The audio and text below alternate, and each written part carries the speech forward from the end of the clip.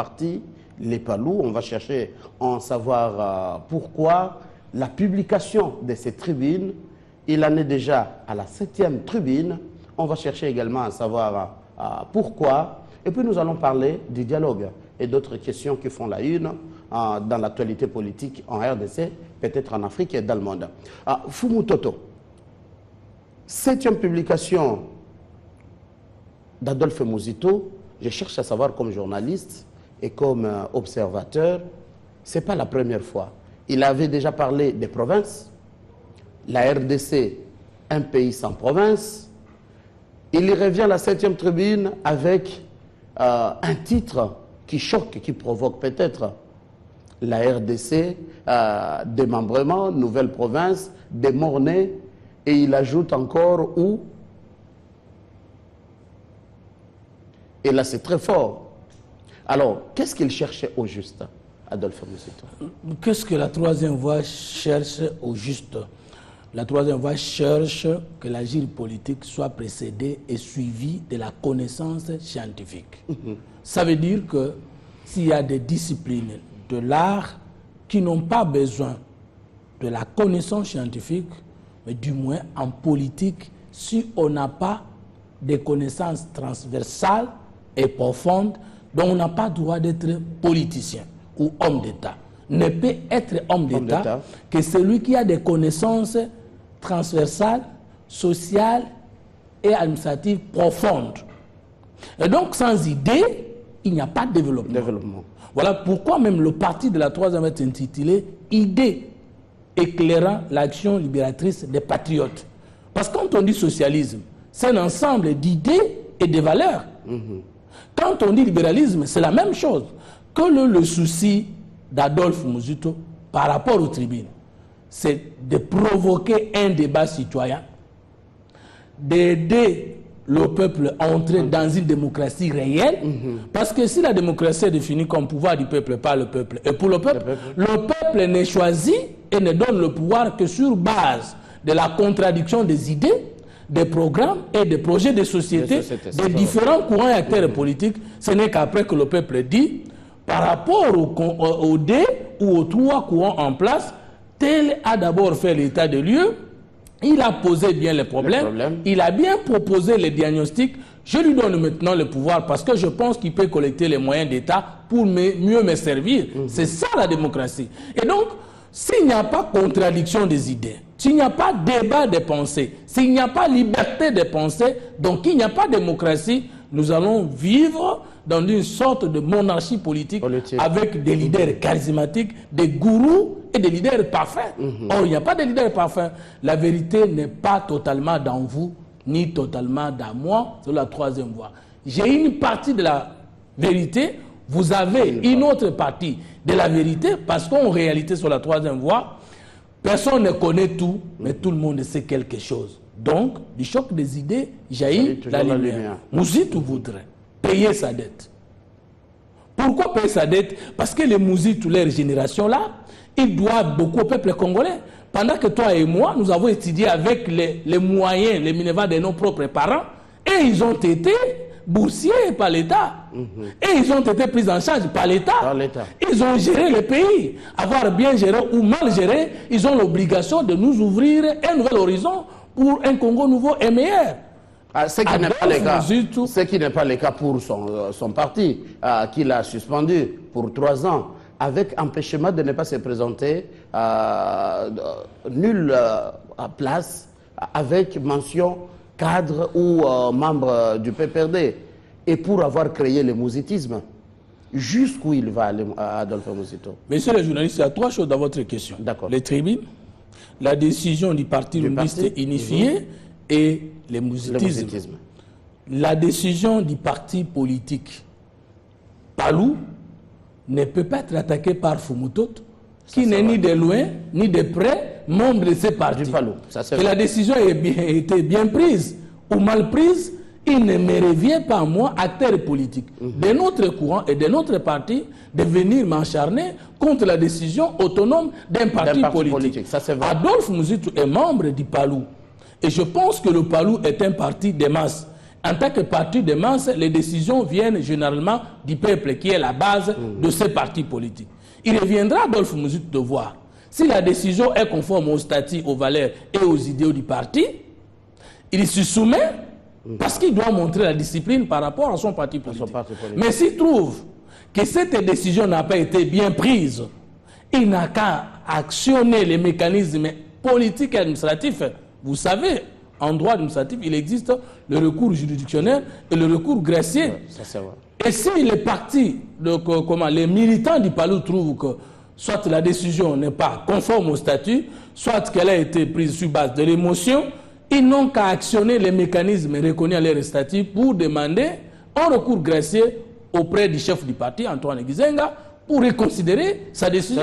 Mais je ne vois pas qu'est-ce que là où il faut qu'on mette une petite parenthèse. Pensez-vous que c'est vraiment une décision des membres du parti ou un groupe de gens au sein du Palou qui trouvent qu'Adolphe Muzitu allait très loin avec ses analyses en mettant en nu le gouvernement actuel? Maintenant, je peux prendre la casquette d'un analyste pour essayer aussi de lire l'histoire de mon peuple et d'éclairer, en tant que politologue, bien entendu, ceux qui nous suivent.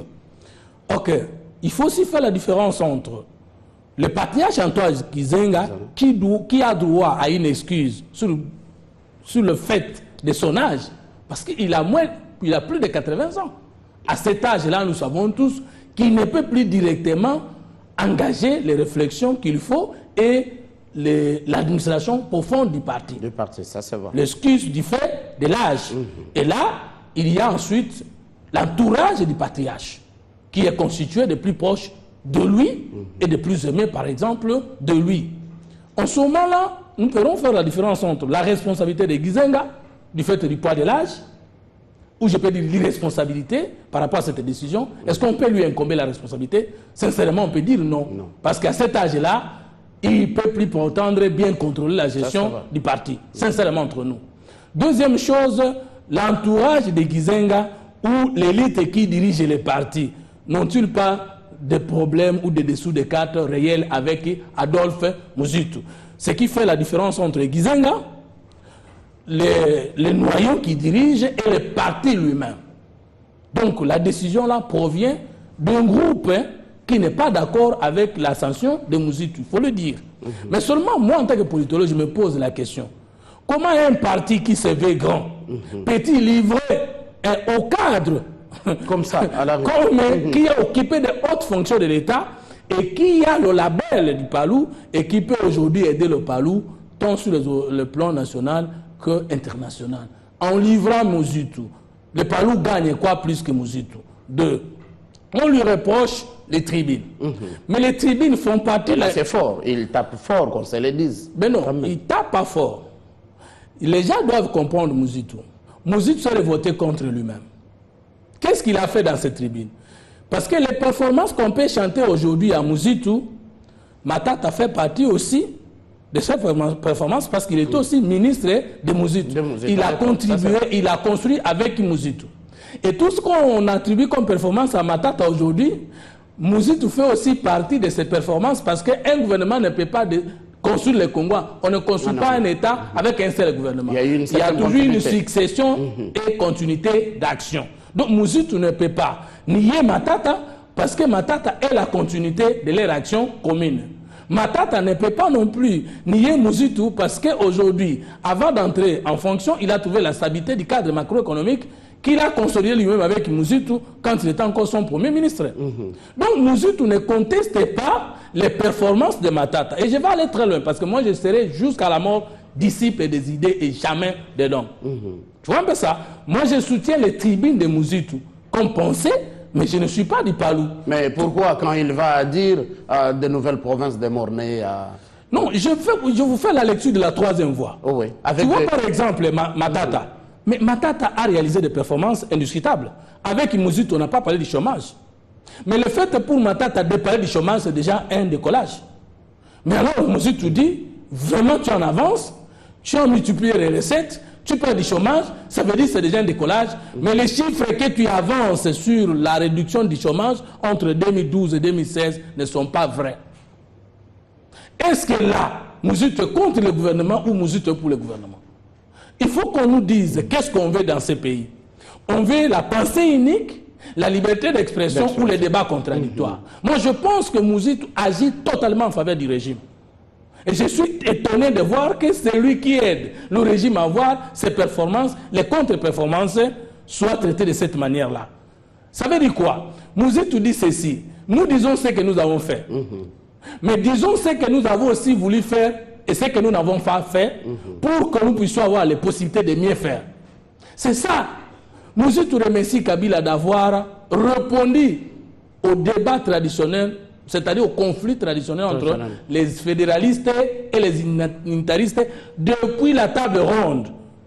Il y en a qui disaient que si nous allons au fédéralisme, c'est la sécession, c'est la balkanisation, c'est la division du pays. Et il y en a qui disaient que non, l'unitarisme sans tenir compte des communautés régionales locales, ça serait aussi tuer les autres. Les Bakata, Katanga et consorts, c'est pourquoi. C'est parce que les gens ont souci d'affirmer l'autonomie des communautés de base. Bakata, Katanga.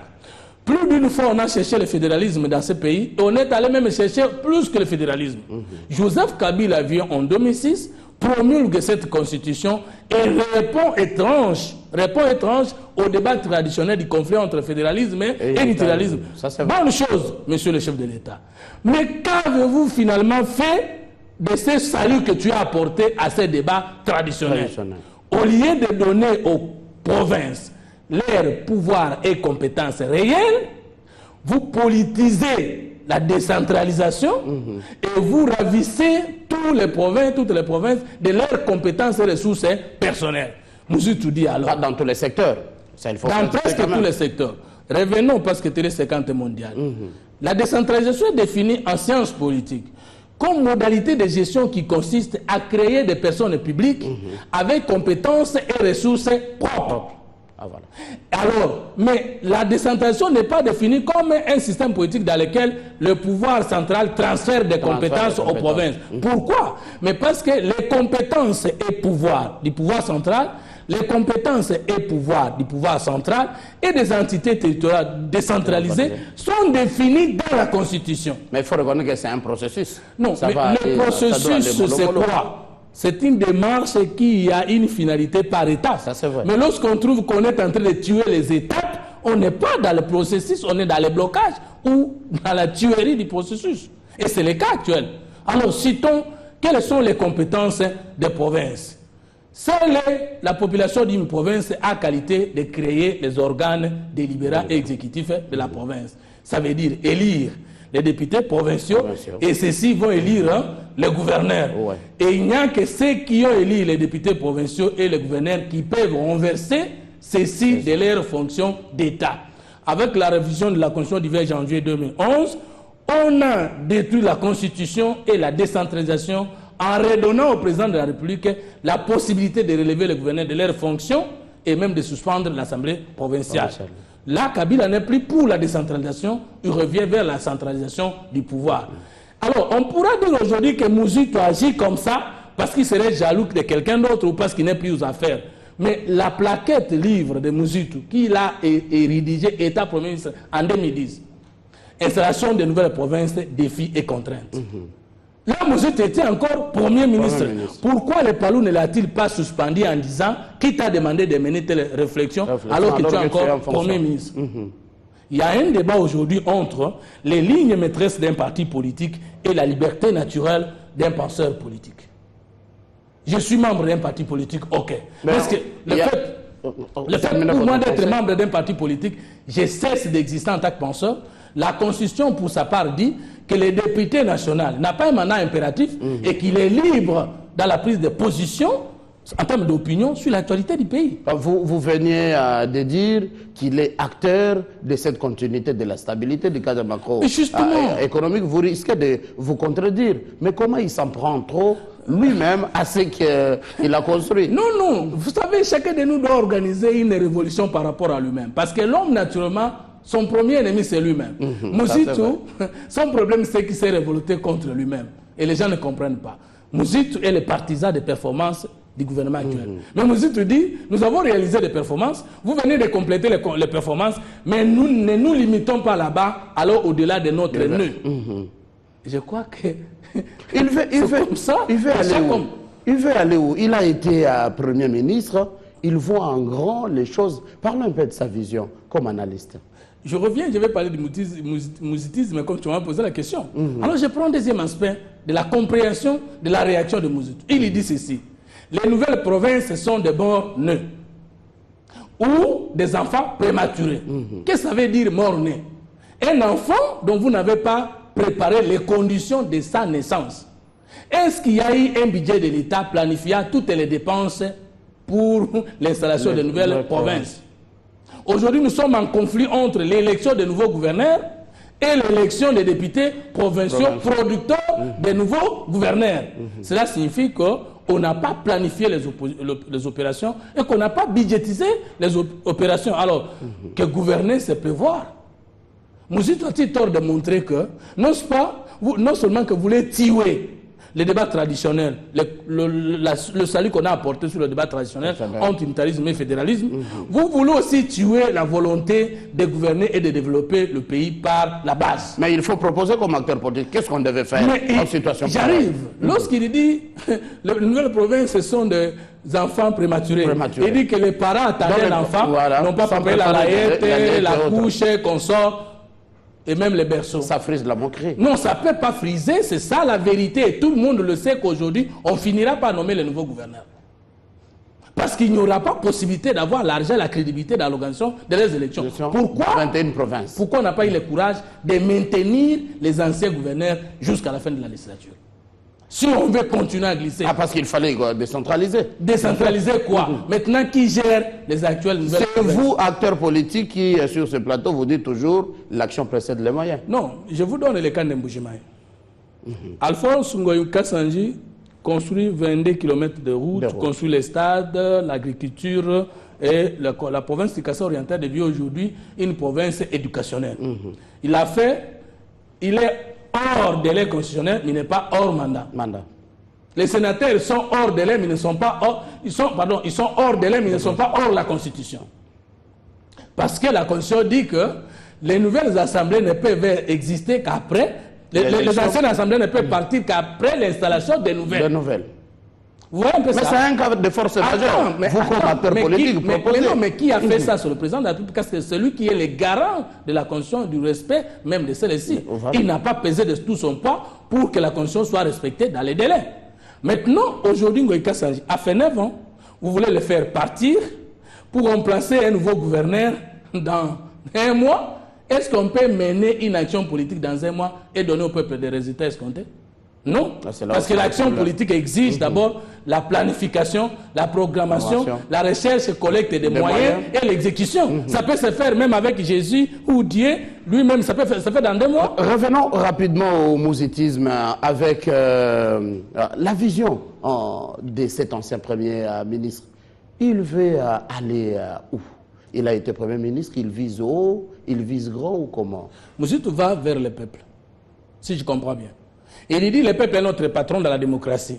Mais il doit connaître ce que chacun de nous en tant qu'acteur politique lui propose pour qu'il puisse faire les choix en toute connaissance des causes. Si c'est ça la question, voici la réponse. Et qu'est-ce qu'il recherche du peuple? Mais le peuple, c'est lui le patron de la démocratie. Vous évitez de le dire? Non, j'ai dit le peuple, c'est lui le patron de la démocratie. On ne peut pas aujourd'hui poser la question de savoir Mouzitou va où. Parce que Mouzitou, s'il ne voulait pas faire la politique, il n'avait pas l'ambition politique, il ne serait pas député de la transition, il ne serait pas ministre des budgets, il ne serait pas membre d'un parti politique et il ne serait pas Premier ministre. Je ne veux pas discuter sur des questions inutiles. Vous êtes en train de dire présidentielle 2016, Adolphe Mouzitou est candidat? Non, je ne dis pas ça parce que je ne suis pas porte-parole d'Adolphe Mouzitou. Je ne peux pas le dire parce que je ne suis pas membre du PALU. J'ai dit que je vais agir en tant qu'analyste politique et politologue. Et c'est dans ce cadre-là que je suis en train de me mouvoir. Donc le problème est vrai. C'est que Mouzitou dérange. Mais il dérange qui? La malgouvernance. Le problème est vrai. Un système, pas une personne. Non, pas une personne. Parce que quand Mouzitou a parlé de la RDC, un État sans budget, nous savons bien que le budget de l'État, c'est un document consolidé incluant le budget du pouvoir central, le budget du pouvoir provincial, des entités et des entités territoriales décentralisées, conformément à l'article 2 de la loi relative aux finances, qui l'a contredit. Ah, ça c'est vrai. Le gouvernement, pas le gouvernement de cohésion, le gouvernement Matata a dit qu'il a inversé la courbe du chômage de 51% en 2016 à 39% en 2015. Mais lorsque la Troïka vient par les ministres, les vice-premiers ministres en charge du travail et prévoyance sociale, lorsqu'il dit que dans l'année 2015, dans la période, ils n'ont créé par semestre que 20 000 emplois, est-ce qu'ils peuvent maintenant affirmer qu'ils ont créé 100 000 emplois par année? Ok. On ne peut pas nous parler qu'on a inversé la courbe de chômage de 51% à 39% de 2012 à 2015 si on ne peut pas nous donner la moyenne des demandes d'emploi par année pour que nous puissions évaluer les stocks de chômage de chaque année, au moins 2 millions de demandes, plus les chocs de chômage de l'année qui vient. Alors, prenons l'exemple. De 2012 à 2015, soit 3 ans, nous avons 6 millions de demandes d'emploi d'après les chiffres de la Banque centrale. N'est-ce pas? Alors, si 6 millions d'emplois, le gouvernement prétendit créer 100 000 emplois par année, ce qui est positif. Il faut reconnaître ça, que Matata fait des performances. Vous voyez, nous sommes de la troisième voie, hein, on ne s'acharne contre personne. D'accord. Alors maintenant, on pose la question au Premier ministre. Créer 100 000 emplois par année, parler du chômage, c'est déjà un grand pas pour l'émergence de notre pays. Mais comment, vous qui créez 100 000 emplois par année, face à une demande de 2 millions, vous pouvez inverser la courbe du chômage dans 3 ans à l'âge de 50%. C'est peut-être qu'il parle de la volonté d'inverser la courbe. Alors, nous nous disons que, monsieur le Premier ministre, vous faites bien le travail, mais ne quittez pas les chiffres, de peur que vous ne puissiez dire vous êtes satisfait d'avoir beaucoup réalisé. Fumou Toto, initiateur de la troisième voie, en 1 minute, parlons du dialogue et on termine par là. Quel est le point de vue de la troisième voie? Ces grands mouvements, oui pour le dialogue ou non? Mais la troisième voie, c'est quoi? C'est la synthèse des thèses qui s'opposent. Nous sommes l'esprit de dialogue par excellence. On ne peut pas être géniteur d'une troisième voie, être contre le dialogue. Nous disons que ce pays est dialogue. Les conflits entre le fédéralisme et l'intégralisme, on a trouvé la solution avec le régionalisme constitutionnel, comme nous dit, tous les défends, dans cette 7e tribune.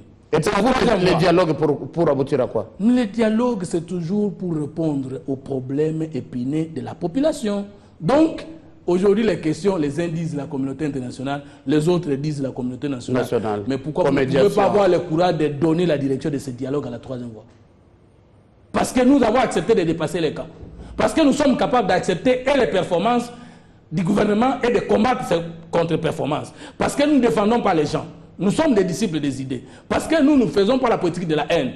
Nous félicitons Matata lorsqu'il a bien fait et nous le contredisons lorsqu'il a mal fait. Qui peut diriger le dialogue au Congo si nous étions matures et sincères entre nous? Donc pour vous, vous êtes pour une médiation purement congolaise? Nous sommes pour le dialogue, mais il ne faut pas opposer la communauté internationale et les Congos signataires de tous les accords internationaux. Donc il n'y a pas de contradiction. Nous devons aller au dialogue avec l'accompagnement de la communauté internationale.